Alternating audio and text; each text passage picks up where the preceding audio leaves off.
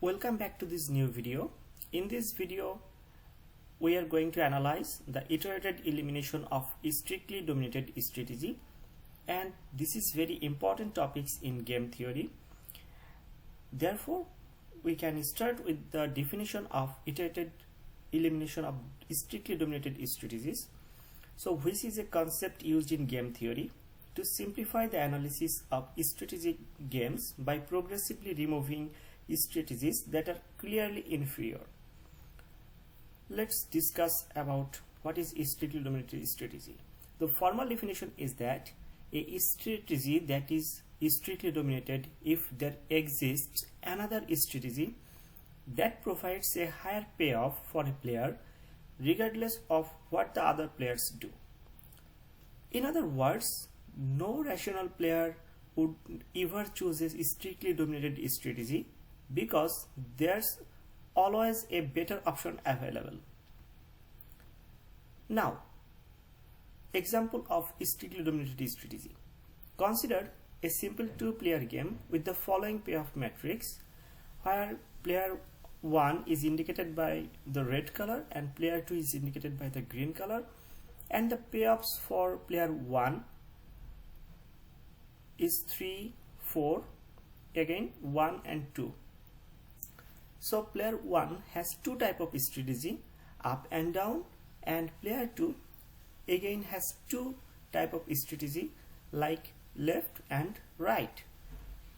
Therefore player 1 always gets a higher payoff by choosing strategy down over up, because 4 is greater than 3, again 2 is greater than 1.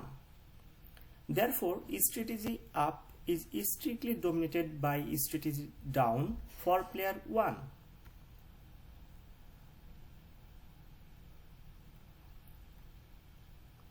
Now another example of strictly dominated strategy. So in that case we have two players again, like player 1 and player 2, indicated by P1 and P2, and the strategies for both of this player is confess and deny. So both players have similar kind of strategy like confess and deny. Player 1 gets a higher payoff with confess over deny because -4 is greater than -7, again 0 is preferable to -1. Therefore strategy deny is strictly dominated by strategy confess.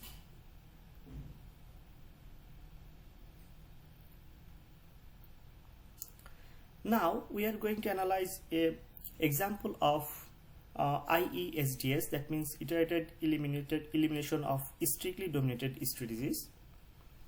So in that case we have two players again, like player 1 and player 2, and the strategies available for player 1 are up and down, and strategies for player 2 is L, M and right, that means left, middle and right. Player 1 neither up or down is strictly dominated.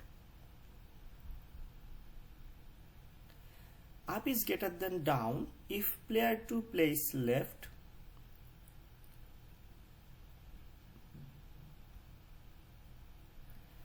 Down is greater than up if player 2 plays right, because 4 is greater than 2. Therefore player 2 right is strictly dominated by middle, because 4 is greater than 3 and 3 is greater than 2. Again rational player 2 will not play right. Therefore we can eliminate the right. So the elimination process tells us that identify all strictly dominated strategies for each player and eliminate them, and round 2 with the remaining strategies check if there are any new strictly dominated strategies that can be eliminated given the strategies left from round 1, and finally we should repeat this process until no more strictly dominated strategy can be eliminated. So the remaining game is now 2 by 2 game. In that case player 1 has 2 strategies and player 2 has also 2 strategies.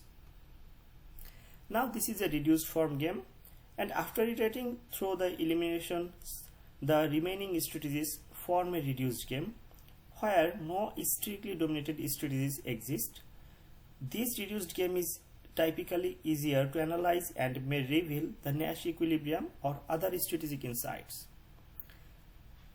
For this reduced form game, down is strictly dominated by up because 3 is greater than 2 in both of these cases, and rational player 2 can eliminate down from player 1's strategies. Player 1's strategies are up and down, and rational player 2 can eliminate down from P1's strategies. Therefore, the reduced form game is now turns into like this.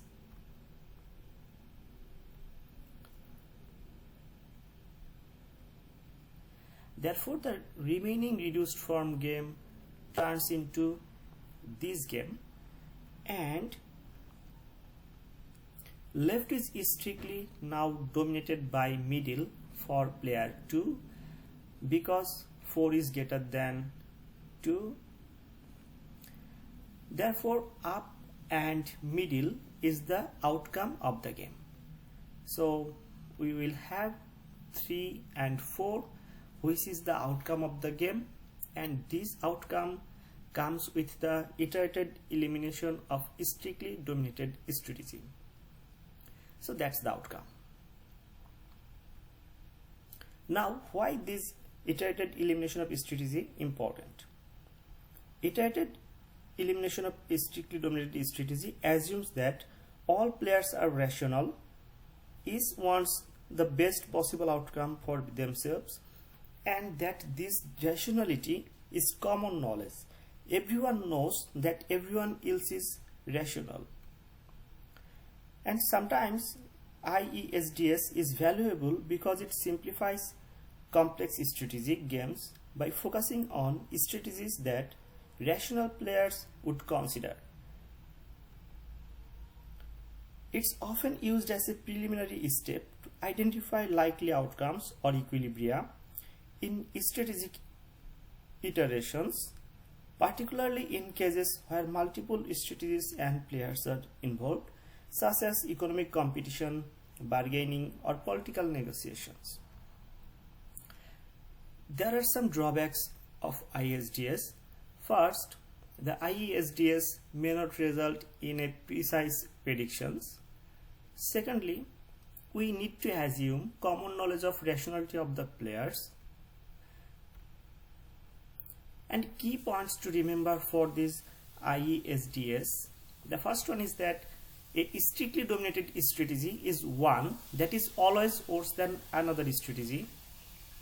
IESDS involves iteratively removing strictly dominated strategies to simplify the game, and the process continues until no more strictly dominated strategies can be found. Thank you everyone. I hope you enjoyed this video.